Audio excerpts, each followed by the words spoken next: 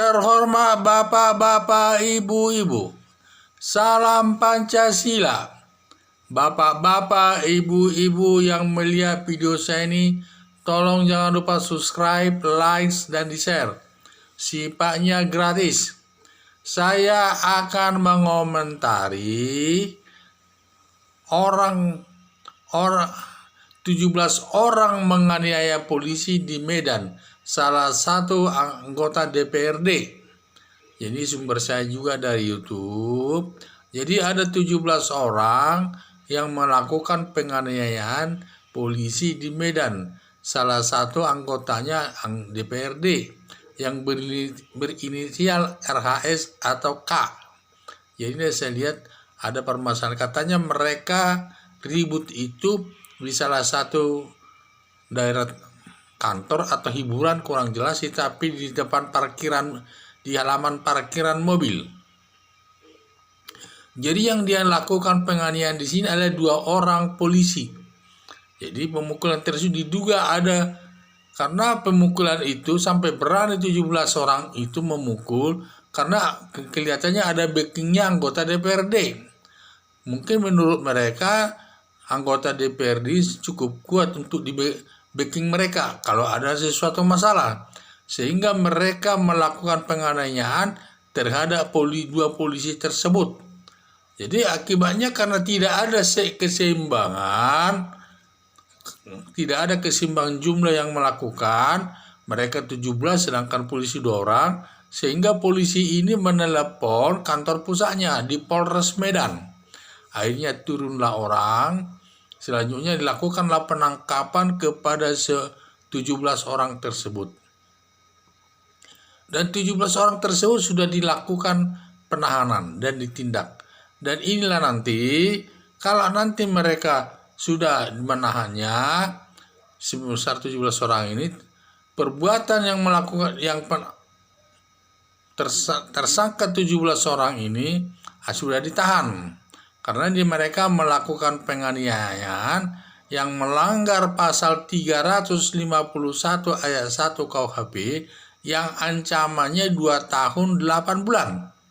Dan juga perlu diketahui, nanti kalau para tersangka ini yang melakukan pemukulan terhadap polisi ini dapat diperberat nanti hukumannya sesuai ketentuan hukum, karena mereka melakukan pemukulan sama polisi itu ketika polisi itu sedang menjalankan tugas resminya.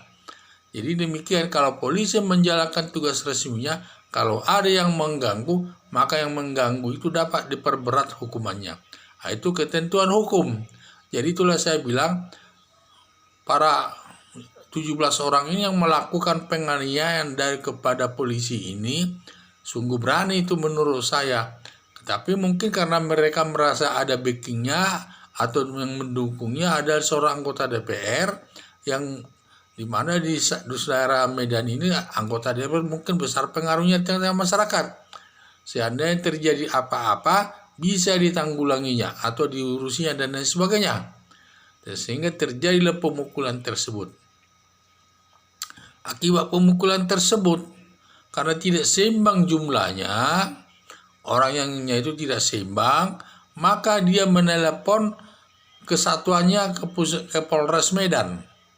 Akhirnya Polres Medan turun dengan pasukannya sehingga dilakukan penangkapan kepada 17 orang tersebut. Dalam penangkapan itu sudah mereka dilakukan penahanan. Jadi mungkin mereka ini adalah seorang preman di sana yang sering menimbulkan keributan di tengah-tengah masyarakat, yang mungkin ada yang membina mereka di sana itu. Apakah anggota DPRD membina mereka di sana, apakah dia sebagai preman atau sebagai apa, kurang jelas ya. Tetapi yang jelas mereka itu sangat berani bertindak. Jadi nanti mereka, karena mereka sudah ditangkap dan ditahan polisi, maka perbuatan mereka dikategorikan melakukan perbuatan penganiayaan yang melanggar pasal 351 ayat 1 KUHP. Ancaman hukum itu 2 tahun 8 bulan. Jadi saya di samping itu juga hukuman itu nanti bisa diperberat lagi, karena mereka menganiaya polisi yang sedang melaksanakan tugasnya. Karena polisi yang sedang melaksanakan tugasnya itu, kalau ada yang mengganggunya, yang mengganggu itu dapat ditindak dan diperberat hukumannya. Bentuk-bentuk gangguan kepada polisi banyak jenisnya. Ya, antara lain pemukulan itu, antara lain menghambat melaksanakan tugas yang lainnya, dan lain sebagainya, banyak masalahnya. Karena kesalahan daripada masyarakat itu, ya kalau sampai berani melawan polisi, apalagi sampai berani melawan polisi, itu ancaman hukumannya itu cukup diperberat, yaitu diperberat nanti hukumannya sepertiga dari perbuatannya sebenarnya itu. Hanya melawan polisi dalam sedang melaksanakan tugasnya akan dapat ditindak dengan tegas dengan diperberat hukumannya. Harapan saya, polisi yang menangani perkara ini harus menangani secara profesional. Jangan sampai timbul emosi, marah-marah, dan lain sebagainya. Karena nanti kalau sampai ada terjadi pemukulan karena emosi di sana, bisa berbalik nanti polisinya itu dituntut karena dia melakukan penganiayaan kepada tersangka. Hal itu tidak diperbolehkan. Makanya saya mengharapkan polisi yang melakukan pemeriksaan perkara tersebut harus profesional. Karena memang itu tugasnya. Tidak boleh ada emosi sedikit pun kepada tersangka dan diproses sesuai ketentuan hukum yang berlaku. Sekian dan terima kasih.